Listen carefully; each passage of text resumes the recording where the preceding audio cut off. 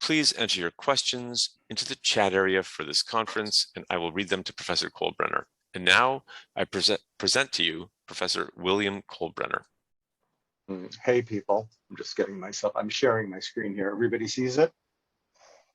Yeah? Mm-hmm. So first of all, thank you, Alan. Thank you for inviting me to this. And I'm very pleased that you mentioned the achievements of Bar-Ilan, both in the sciences and the humanities. And we feel as part of the humanities in the English department that we are a very vital part of the university. And we spend a lot of time and energy really kind of spreading our achievements. One of them is an international creative writing program. I just want to mention that here because so often, especially at Bar-Ilan and at universities across the world, the humanities get forgotten. And I just wanted to mention how important the humanities are to the university. I think it's very important for the American friends to know that. So that's it. Thank you. And today, I'm talking about BDS. And Alan, thank you for describing what that is and the holiday of Hanukkah. I mean, in a way, there's really nothing new under the sun. And one of the things today that I'd like to do is to see the relationship between the Hanukkah story and what we're living through today. And I'm hoping to do this in a way that's responsible, that is really sensitive both to the historical moment then and to the historical moment now. What I mean is I'm not going to play fast and loose with history.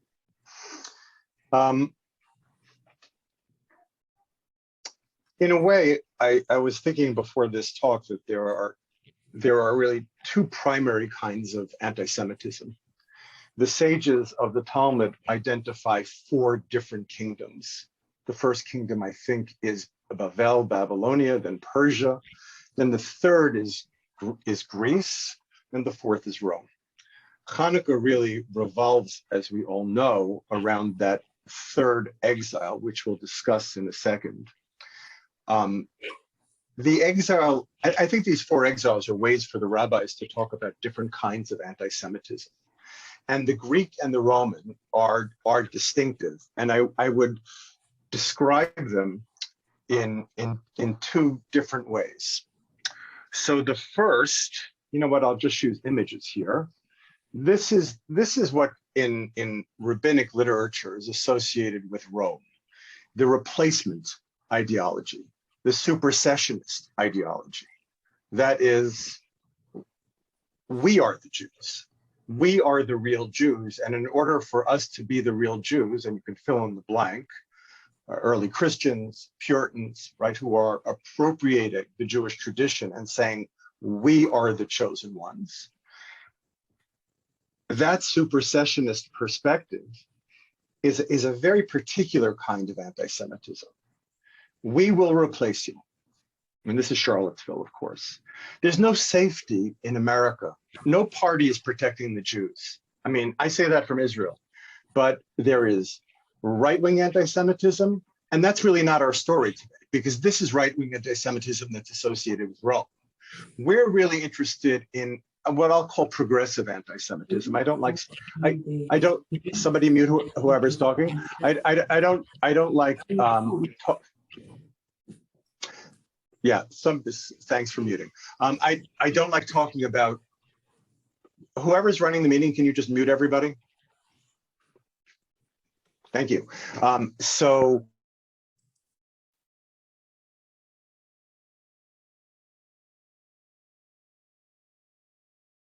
here I am. Sorry, I was talking to myself. Now I'm back.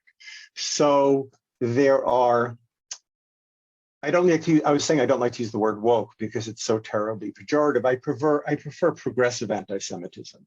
Now this picture is from 2017. I'm sure some of you will recognize this as the Chicago Dyke March. This was a march organized by feminists and really what people who called themselves intersectionalists. Are people familiar with that term? People use that term? People, you can just nod. People know what intersectionalism is? No, Alan. So intersectional, it's hard to describe really, but it's intersectionalists, I think, would describe themselves as a coalition of difference that are coming together in unity to fight racism and oppression. Donna, that's a pretty good definition, right? We'll settle with that for the moment, right? Now, what was interesting about this Dyke March in 2017 is that Jews were told to leave. Zionists, people with signs that identified themselves as Zionists, like this one, the Israeli flag, were asked not to participate. There was another more recent one. This is the Philadelphia food truck controversy. I don't know if you guys know that one. So there was a kind of food festival, and everybody had, all the nationalities brought their own food trucks. But the food truck of this guy, you can see, Moshava, right? He was told not to be part of it. So this is another intersectional gathering, right? In which there is a claim for a certain kind of universalism, but where the Jew is excluded.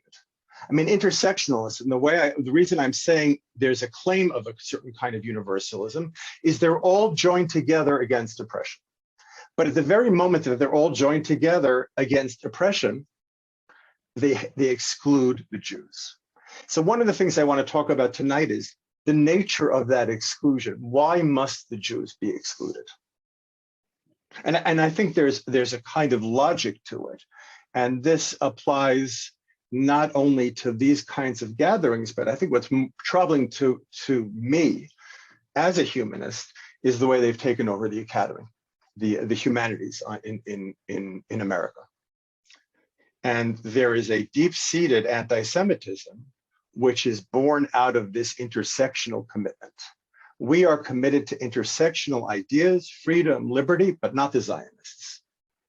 And not the Zionists because, well, we'll talk a little bit about that.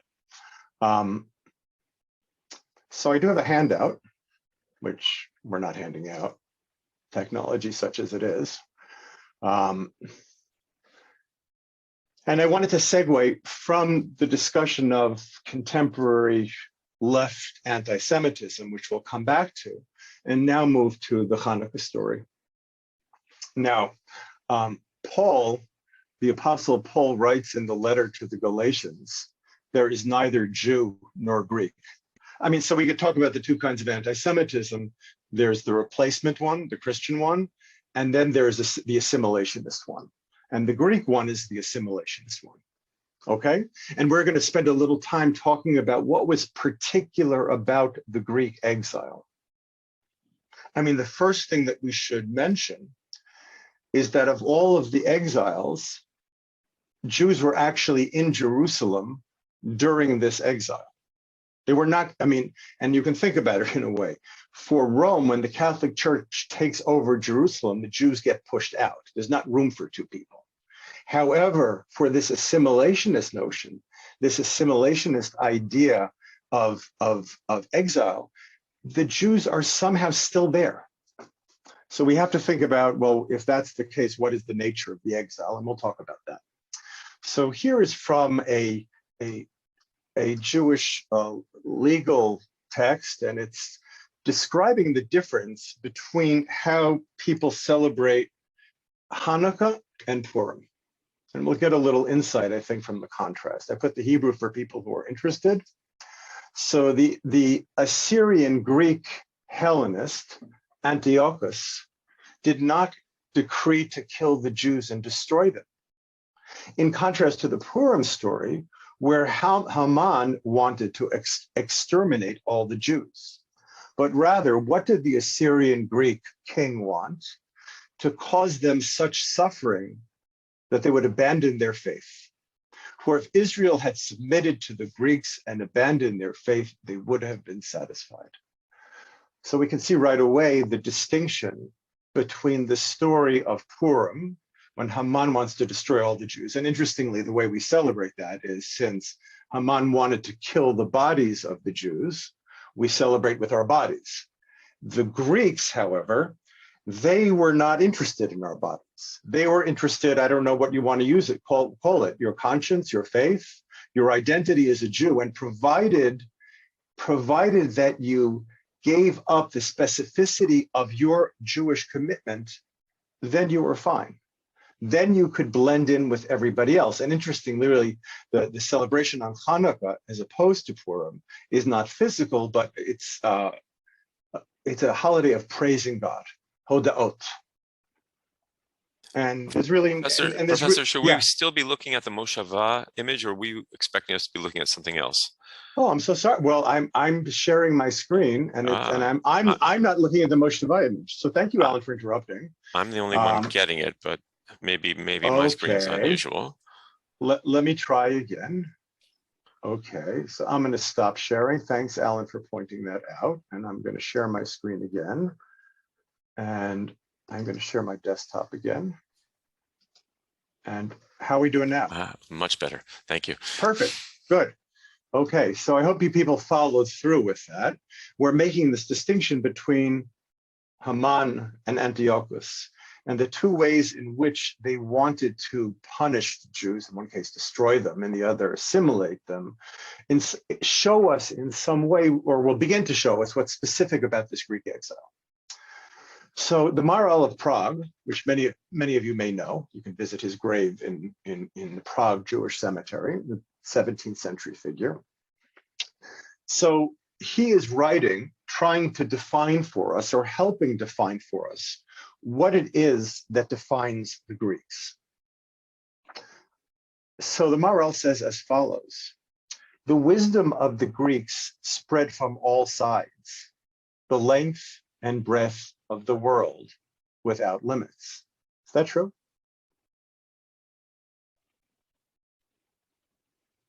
I mean, we can say in some sense that the culture in which we live really oscillates between Athens and Jerusalem, and the legacy of Athens is still with us. Reason, enlightenment. The Maharal is saying, yeah, the Maharal has good things to say about the Greeks, as do the rabbis of the Talmud. So that they were of all the peoples of the world, the Greeks were the wisest. The rabbis also learned that there are two languages in which you can read from the Torah. You can have a Torah scroll written in Hebrew and a Torah scroll also written in Greek. So they give a strange kind of authority to Greek wisdom. And the Maharal here is reflecting that. And for this reason, the Greeks did not oppose Israel except for their adherence to the Torah. And this was the whole essence of Greece, to nullify Israel's connection to the Torah. I know we have a varied group of people here, but maybe I will ask a question here. Do people know what are the common things that the rabbis say the Greeks prohibited with their decrees? The certain mitzvot. Things that didn't make sense. Well, there was maybe. I mean, they certainly would have asked questions about that, but I think there are three particular mitzvot that the Greeks, the rabbis say, and certainly it may have been more, but the rabbis emphasize. Wasn't it circumcision, Shabbat, and Torah? Okay, so no, well, they did. So Torah is one of them as well. Let's add a fourth: circumcision, Shabbat, and also Rosh Chodesh, the blessing of the new month. So what do those three things have in common?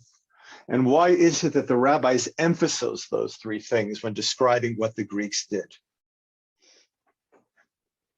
You can think about it for just 1 second.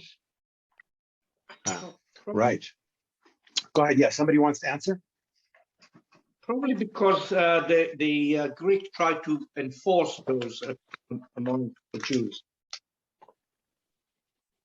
I'm sorry. No. So I'm asking. Maybe I didn't understand your answer, Lawrence. But I'm asking for the reason the Greeks would have wanted to undermine these particular mitzvot. Oh, so I thought why the rabbis? Okay, go ahead. Right. I asked it in a confusing way. Sorry. Yeah. They were particularistic.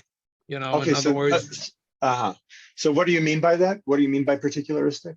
Well, in other words, it wouldn't be something that you could come by yourself, like if you would say you can't murder or you can't steal and so forth and so on.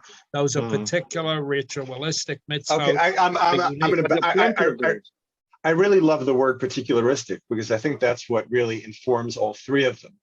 But the way I would emphasize it is that all three of these mitzvot emphasize Jewish particularity. And it's the Greeks could not tolerate the assertion of Jewish particularity. You cannot make a higher claim of wisdom than us. I mean, this is really the beginning of a tension between revelation and enlightenment. And the Greeks, the Hellenistic Greeks, much later than Plato and Aristotle, the Greeks look at revelation not only with skepticism, but they say, it's okay, you can make your claims to knowledge, but don't make a claim to knowledge that surpasses those of others. And that's why you said Torah is one of the important things. Torah study was one of the things that was not permitted. But let's do the other two, or the other three. So what about circumcision? So circumcision, of course, emphasizes the way the Jew marks his body, the Jewish male marks his body. The Jewish male distinguishes himself from other men. And even in the Greek world, where the uncircumcised was thought of as a certain kind of beauty, the Jews they pushed away from this. They rejected this and through their very bodies showed their distinctiveness. So that's the first. I think Rosh Chodesh in a way is the most interesting, the blessing of the new month. What would be problematic about the blessing of the new month? Well, who cares? Who cares about the calendar? Well, in many ways, I mean, everyone really cares about the calendar because time is the way that we structure our lives. And the Jews were insistent not to agree with the Greek calendar, a solar calendar, but to create their own calendar. And especially Rosh Chodesh, as many of you I'm sure know, the rabbis have the power, depending upon the testimony that they hear, they declare when the new month is. There's, in the rabbinic world, there's an emphasis on human agency. We're making this time. This is our time. So that's another thing that would have upset this Greek notion of universalism. That is, any form of Jewish particularism becomes threatened. We don't like revelation, or you can't claim it exclusively.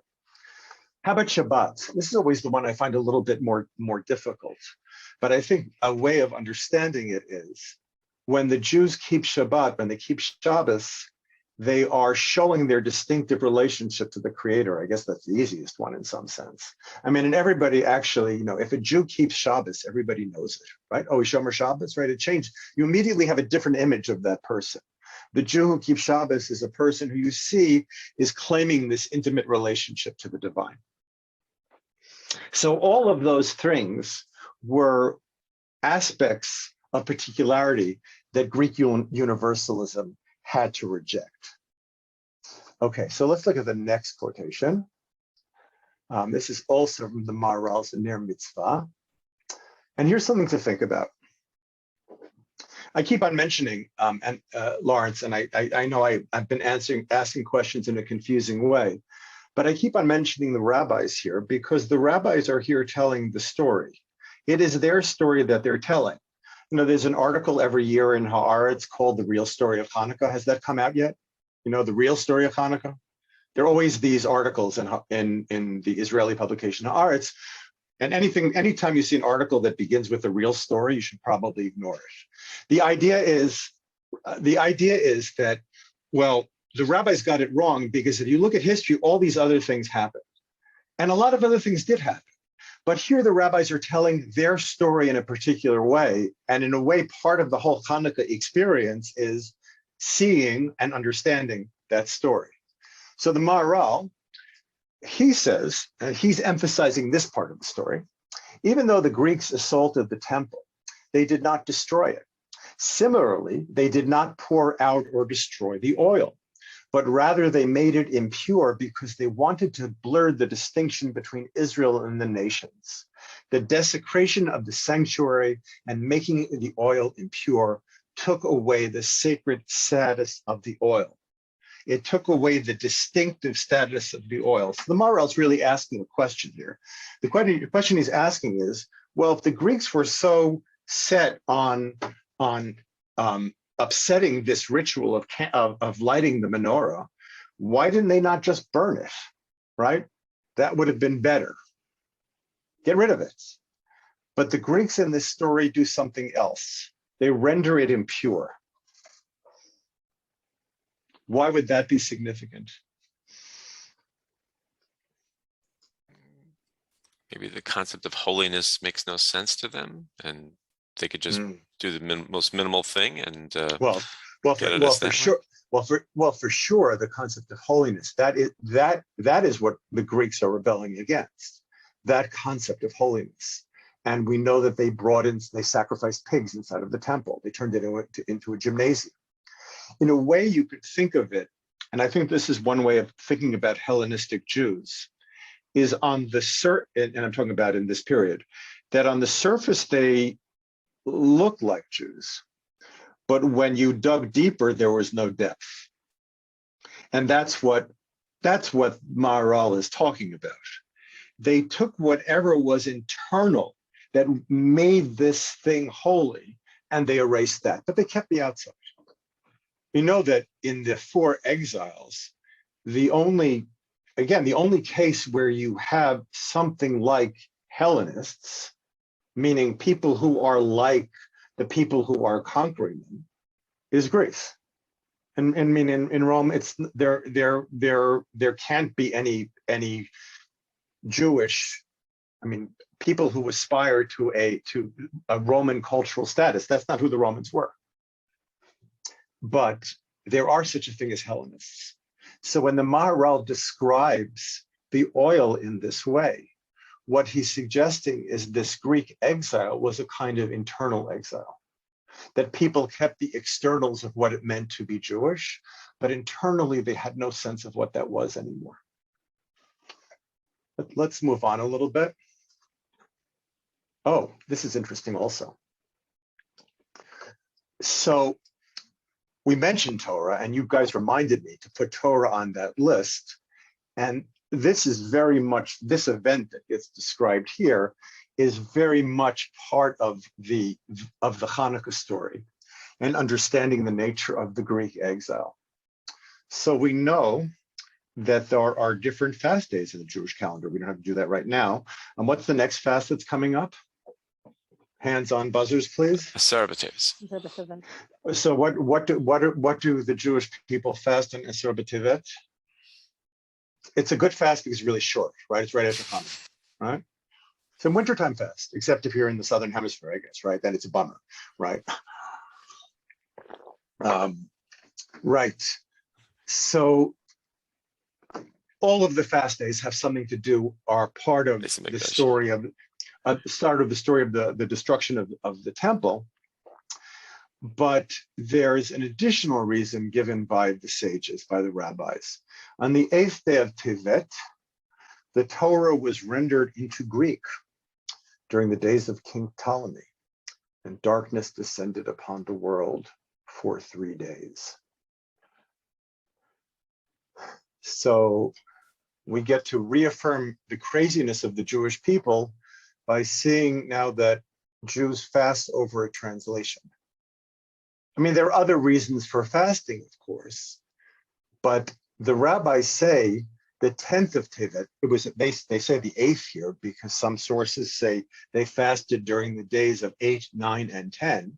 And in addition to fasting over the destruction of the temple, they were fasting over the translation.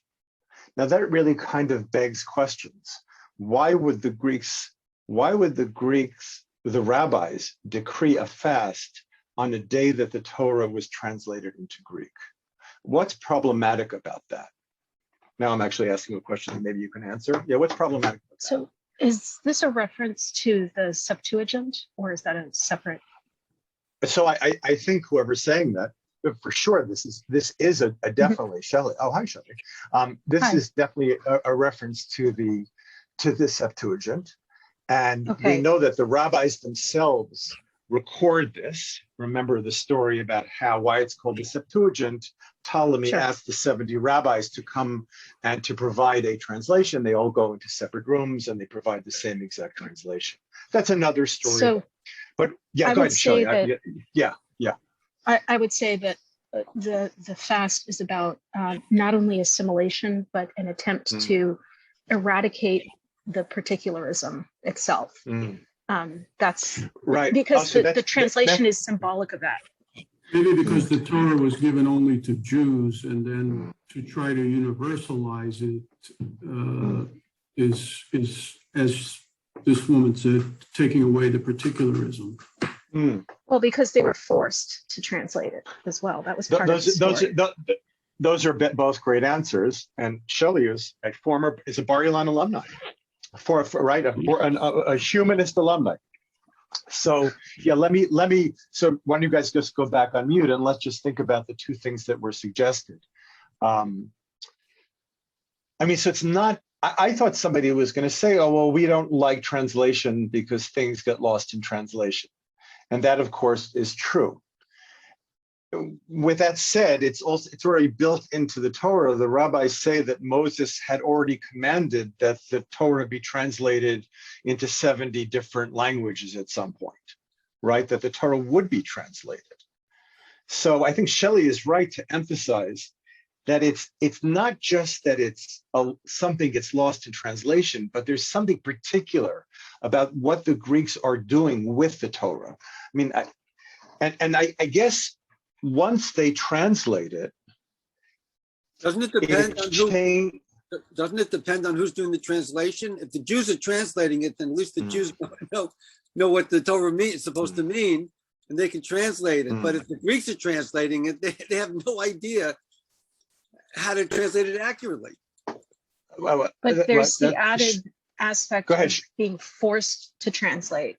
And when you're being forced to translate for a foreign audience, you have to think about that audience, and you might sometimes alter the translation a bit because you fear the reaction of that audience. If you translate something accurately that they find offensive, there goes your head. So I think also it's the particularity of the Greeks doing it. The Greeks want the Torah for the Greek library. Now, I should say this is a tremendous partisan of libraries, but I want you to really understand here what the problem is with the translation. The translation is that the Greeks are doing it. And by doing it, they're putting Jews in the World Encyclopedia of Religion, right? You're just like everybody else. It's really a very important part of the story we're telling, because it is this kind of leveling gesture. This book, and I think it goes even further. Actually, Shelley, let me just continue for a second. Yeah, sure. So what's the difference between reading a book in the library, or is there one, and reading Torah, let's say in a house of study, a Beit HaMidrash, or at home? I mean, in some ways, we may do the same things in different places, but what the Greeks want is the kind of attention what the Greeks want is Jews to have the kind of attention that they would to any other book when they read their own Torah. It's just another book. It's the conception of reading. When you're in the library, you read in a different way. And this is really the tragedy of Greek exile and the tragedy of progressive culture in a way, is the inability to engage in a relationship. And what the Greeks say is, don't go there. Don't go to that relationship because it's compromising. Any kind of relationship you will have is compromising.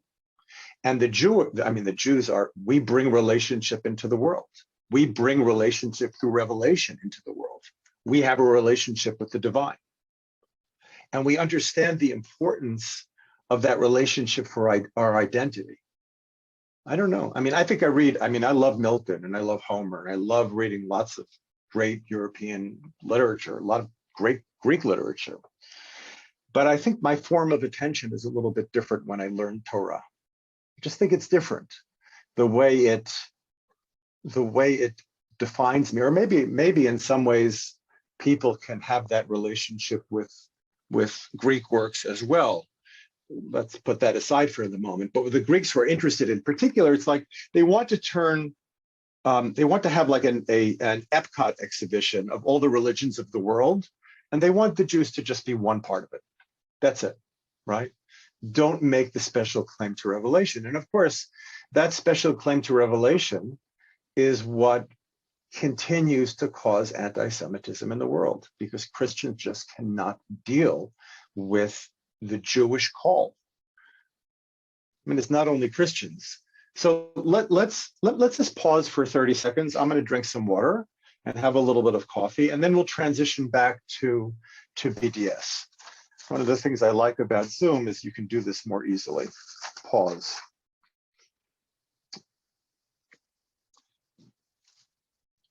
Yeah, good. Let me pause.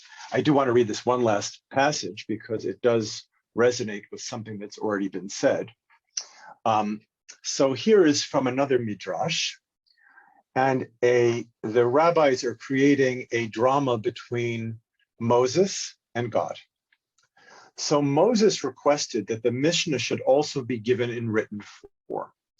The Holy One, blessed be he, however, foresaw that the nations would translate the Torah, here's that reference to the Septuagint, and read it in Greek, and then claim, and the Hebrew is, Anu Yisrael, we are Israel. It's an extraordinary midrash, right? What are the nations of the world going to do? Moses said, let's translate the Mishnah or let's write it down. Of course, we know it has been written down because it had to be written down. Otherwise, it would have been forgotten. But Moses says from the very beginning, let's write it down. Let's write down the Mishnah. And God foresees that the nation would translate the Torah and read it in Greek and then claim, Anu Yisrael, we are Israel. How are they doing that? What is the nature of that claim? Let's continue. And the Midrash continues. This is God talking. The Mishnah represents the mysteries, and here the Greek word is used, mysterion. I don't know Greek. The Mishnah represents the mysteries of the Holy One, and he gives his mysteries only to his children, and this is the oral law. There's so much here to unpack. And the first thing we see is, let's just take it step by step. The first thing that we see here is that through the translation, the Greeks can say it's our own. I mean, in some ways, we can say there are two Anu Yisraels. There's the Anu Yisrael of the Romans, that is, we are the Jews, and you don't exist anymore. And I think there's also the Anu Yisrael of the Greeks, which is Paul, we are all Greeks and we are all Jews. If everybody has this interpretation, the oral law is what gives the specificity to the Jewish people. They know the mysteries. A colleague of mine told me, mysterion, the Greek word was the way in which the Greeks referred to the most sacred part of their Mass, the Eucharist. For Christians, the Eucharist is the place in which the Holy resides in the world. And the rabbis used the Greek word and were saying, this is our mystery, and our mystery is not the Eucharist, but our mystery is the Torah. Our mystery is the life of living, of being living Jews interpreting the Torah. I just wanted to say, when I was reading this, I think it's very misleading sometimes when you see a rabbinic text refer to the oral law, because on one hand, the oral law is the Talmud and the lenses through which you are meant to understand the written law. But in another sense, I think the oral law is the way, or Torah Shebal Peh, sounds better in Hebrew. It's the way in which a Jew interprets the Torah through the way she lives her life, or the way he lives her life. That we are all, it's not just rabbis, we are all agents of this oral law, because we take what we know about the Torah and we bring it into our worlds. And we should all have our specific styles and ways of being, because we're all different. Just like to put that in, I think it's really essential, because sometimes the way rabbis represent this, we just see like the only people who have a place in the oral law are people learning in yeshiva all day long, and that is not true. right? Our lives can be embodiments of the principles of Torah. We are the living law. So here, in primarily we see that in this drama, God is emphasizing the particularist nature of the Jewish people. And what distinguishes them, again, is the way they live God's law, their particularism. Okay, so now I said I did want to return to BDS.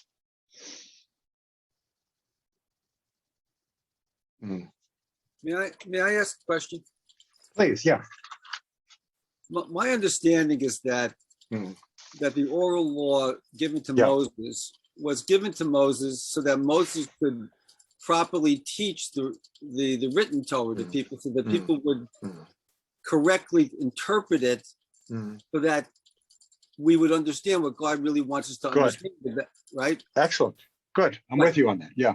Right. So therefore, we, the Jews, have that oral law. We know how to interpret the Torah.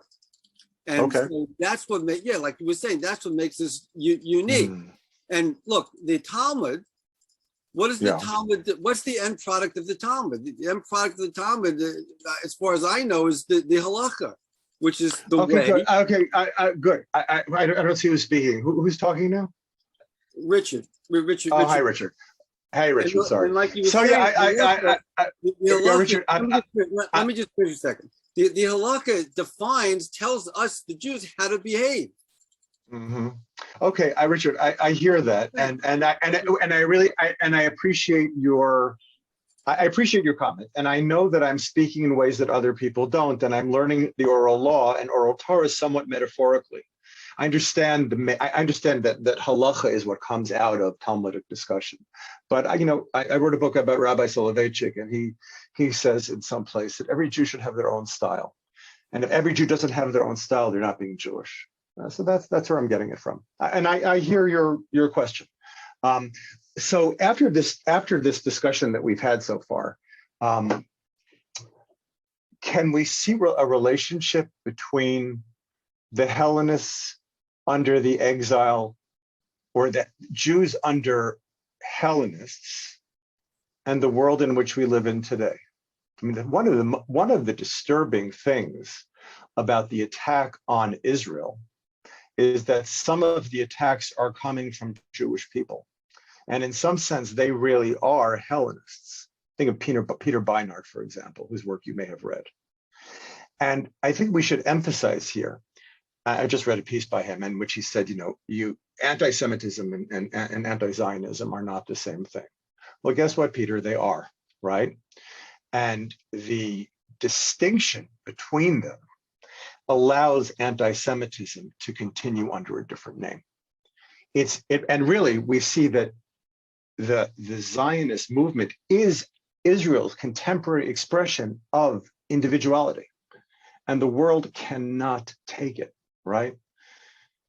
And especially, so there's this dynamic on the progressive in the progressive West, in which Israel is not only problematic because it's a Jewish state, it represents everything bad about the world. Israel represents the epitome of enlightenment, which somehow became very bad. It represents the epitome of religion, which of course is very bad. It represents the epitome of nationalism. And it's like, and all of the anxieties that people have about the nation state, and people do have them, get sublimated in relationship to Israel. I mean, every nation state has its dirty laundry, right? But Israel's dirty laundry, that's what defines it. So anti-Zionism becomes a way to make anti-Semitism acceptable again. It's the acceptable form of anti-Semitism, and we see people within the Jewish world. It's almost as if they're saying, we can't handle this particularism. We'll leave it to the we'll leave it to the Christians. We'll leave it to the Universalists. Because because being Jewish has an enormous responsibility, the responsibility to that particularism. And that's what intersectionalists feel like when they want to exclude the Jew. And it's not, as I was saying before, it's not just that, well, you know, Jews are one of the groups. It's just that we can't include the Jews. Their difference just can't be included. It's not just that. It's that intersectionalism, like early Christianity, defines itself in opposition to the Jew. The Jew, the Zionist, represents everything that intersectionalists can't stand. So when a Zionist shows up at the Dyke rally or shows up selling hummus or falafel, people will say, no, you don't belong. And not just because we don't like Jews, it's because you represent everything that we're up against. And I mean, in a way, they're right. I mean, in the modernist literary movement in the early part of the 20th century, James Joyce writes Ulysses about return. T.S. Eliot returns to the classical tradition. What do Jews do while these people are writing these things? I mean, modernists are really out of fashion now. What do Jews do? They make a state for themselves. They actually return in real life. And modernism, Eliot, Joyce, is way out of fashion now because you don't go back to the past. You don't go home, because we don't even acknowledge there is such a thing as home. So it makes sense that postmodernists, I hate that term, but I'm using it, intersectionalists, progressives, look at the Jews with such disdain because we represent everything that they despise. That sense of revelation, that sense of chosenness. God, chosenness has really gone out, right? That's one of the great gifts that the Jews have given to the world, to feel chosen. And I don't think it's only for Jews. The idea that one chooses oneself. This idea that, and chosenness is not just a passive thing that I'm chosen to be choosing. And that free will also disturbs people. Jews and Greeks for sure have a very, very different conception of time. Greeks have a sense of time which is dictated by fate. And we believe in a kind of providence which is open to freedom. And in many ways, you know, the intersectional world is a product of a certain kind of Hellenism. I mean, what I didn't look for it earlier, but during the war in May, there were organizations across the academy, Feminists for Palestine, Jewish Studies people for Palestine. And what's very interesting about all of these petitions, and they're written in really the most vulgar, polemical way. It's embarrassing to be an academic, not only because of the position, but because how they're understanding politics. And throughout their letters, they keep on talking about justice and truth and good. And of course, where do all those concepts come from? We, for better or for worse, we introduce them to the world, right? And they're basically appropriating that language and saying, no, we'll do this now. And Hellenists are happy to say, yeah, take over, you do it for us, right? We'll give in to enlightenment because it's easier for us and we like it here. And I don't know. It's on Hanukkah is a time really to reaffirm. And now I'm getting back to Hanukkah and what I think the experience of Hanukkah should be. The Rambam, the 12th century philosopher and halachist, he writes in his legal compendium, mitzvah ner Hanukkah, mitzvah chaviva hi ad ma'od. The mitzvah of lighting the Hanukkah candles is very, very beloved. Chaviva hi ad ma'od. Now for Rambam, the rationalist, this is him like jumping up and down with enthusiasm, right? He doesn't write like this, not in other contexts. The double emphatic, I think I've seen chaviva someplace else, but ad ma'od is unusual. And the medieval commentators argue about what is the real, I mean, it comes from the Talmud, what is the real nature of the Hanukkah mitzvah? Is it the lighting of the candles or the placing of the candles? Now, people who know the halacha, we say it's the lighting that actually is, but it doesn't make the dispute about it uninteresting or irrelevant. From one perspective, when you're lighting it when you're the side that says that the lighting is the mitzvah, that's for you, the person who's lighting it. The person who says the lighting the mitzvah is the placing. The mitzvah is persomenis, that is spreading it out. It's funny, we say the mitzvah is the hadlaka, the lighting, but nonetheless, we still call the Hanukkah lighting the persomenis. We're really accommodating both perspectives. And I think one of the reasons that this mitzvah is so beloved to the Rambam is because you're not only lighting it for others, you're lighting it for yourself. You are lighting it for yourself, and in lighting it for yourself, you're saying, I am committed to seeing differently.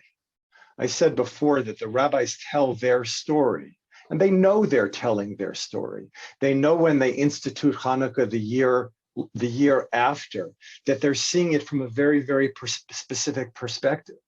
But when you see the Hanukkah light, there is a sense in which you are acknowledging through this miracle that the natural world is not all there is, that there's something beyond the natural world, that in order to see and understand the natural world, you have to have a sensitivity to miracles. It's sounding a little bit, let's keep on going with that. I have to be sensitive to miracles. And when I see the light in a certain way, then I understand the way the rabbis are telling the story. That is their story. It is our story. It's a story that we tell. It's a story that we see. And in some ways, Hanukkah is about having that kind of perception, not only of Jewish particularity, but really, I mean, in a way, it's a kind of Jewish revelation. Of course, we know that in the liturgical calendar, Hanukkah comes before Purim, but it's the latest thing that happens in Jewish history. So the rabbis refer to this Greece as a time of darkness. And the Hanukkah candle is a commitment to seeing light, to seeing revelation, even in darkness, meaning at the beginning of Jewish history, we have Har Sinai, divine revelation. At the end of Jewish history, when God stops revealing himself, this is the end, Hanukkah is the end. The last miracle is this little light. Being able to see this little light, that makes all the difference. Because through that, it's not only a question of the identity of the Jewish people, it's of individuals choosing. And we have to keep on doing that in a world which says chosenness is out. Well, we're still chosen and choosing. So I'm happy to hear some questions now. Let's take a minute break. I think Shelley's had her hand up for a while. Yeah, well, she was like that in class also. So I'm used to it. Go ahead, Shelley. Go ahead, Shelley. Sorry. Yeah, I had a few thoughts that were kind of floating through my head as you were talking. Give me the best stuff so we can hear some other people as well. So let's hear your best stuff. Sure. Yeah? Okay. How to choose. So the idea that you were talking about earlier of interpretation of a text, I think I was sort of thinking about that and thinking that the context for that is really what we're talking about here. It's the context that's very important. So you could say that Torah Shabbat is like the context for the Torah, and that is literally the traditional Jewish culture. It's the entire Jewish tradition is encompassed by Torah Shabbat. So it's what we would call it's what we would call in Greek nomos, if you remember that term. It's all encompassing. Yes, sorry, go ahead, Shelley. Yeah. Okay. So if you translate the Torah and you don't do anything with the entire tradition, the entire Torah Shabbat and the whole Jewish culture, you are, to use one of the popular terms today, you're engaging in an act of cultural appropriation, an act of even erasure, because you're stripping that away and you're placing your own interpretation on top of it, and that can lead to outright anti-Semitism. And one of the simplest examples I can think of is the stereotype that Jews have horns comes from the mistranslation into English of Karmei O from Moshe. So Keren is let me just focus on what you were saying earlier. Okay. This idea that Judaism is this living tradition. I mean, I think that one can't, like, I was just thinking that a Jew knows what the Jewish library is. I mean, that's kind of like a prerequisite. If you have, and to know the Jewish library is to begin to know, and Jewish library can be understood in very expansive ways, but to begin to know, and this I think is what Shelley is talking about, context is not only at a particular moment. We have part of this 2,000-year-old rabbinic tradition, which we are a part of. And to acknowledge that history is a very important part of our identity. So that's great. So thank you, Shelley. Victor, yeah. Yes, I'm on it. You mentioned earlier that some people make distinction between the Jews and Zionism, and I think that even for the ones that are sincere about it and may not be anti-Semitic, they still doing the same what the Greek probably, and you mentioned that they don't mind that we will survive as Jews. Will keep our religion. Exactly, yeah. They don't want the statehood, or they don't want that Jews are a nation like other nations, and they take the spirits from us, but they will leave the body. There's a famous literary critic who passed away pretty recently named George Steiner. He was an amazing literary critic and wrote some very, very interesting things about the Holocaust. But he does write this piece, a Jewish person, saying that the Jews are better in exile, because it's the fear of embracing particularity in its responsibilities, that the Jews somehow betray their inner essence by having a place. The Jews are wandering.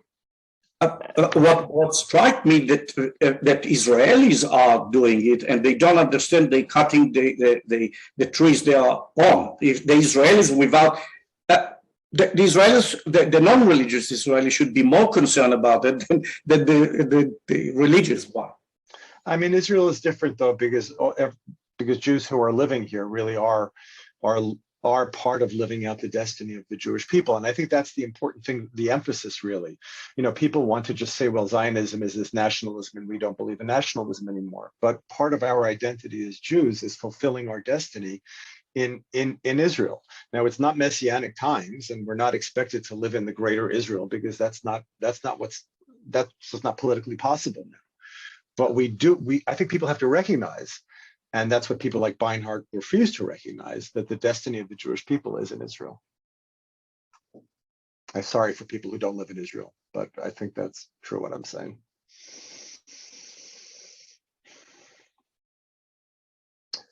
Anybody else have any questions? Did I miss anything in the chat? Yeah. Bill? Yeah.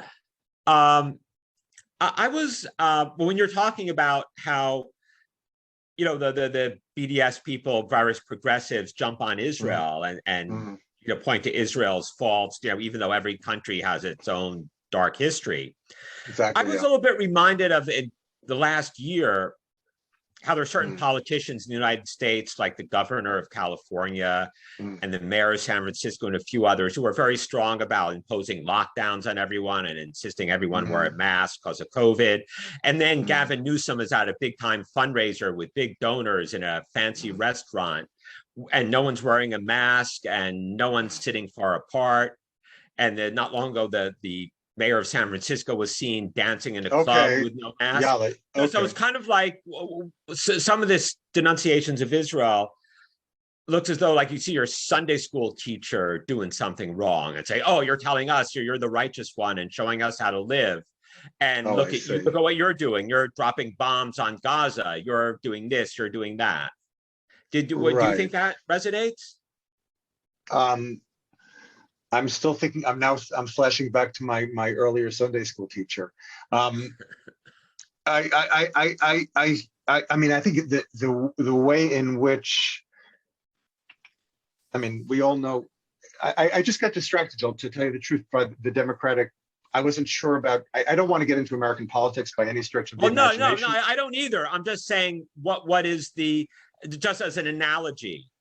Like you see someone who's preaching about righteousness, acting in not so great of a way.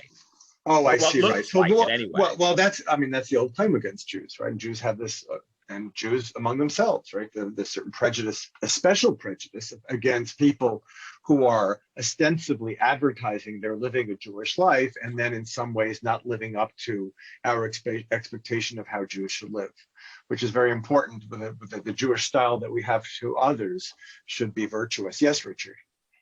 Yeah, I really liked what you had to say about that the oral law that we live, like the way we live, the way we behave, is like it's like part of the oral law and style that we each have our own style. Just wanted to ask you to clarify. So do you also think that even though we each have our own style, that it needs to be not inconsistent with halacha? I'm not a rabbi. I think my mission, and I'm not a rabbi, is that people learn how to read. Read the text in your tradition, right? I mean, to me, that's what Hanukkah is getting a person to.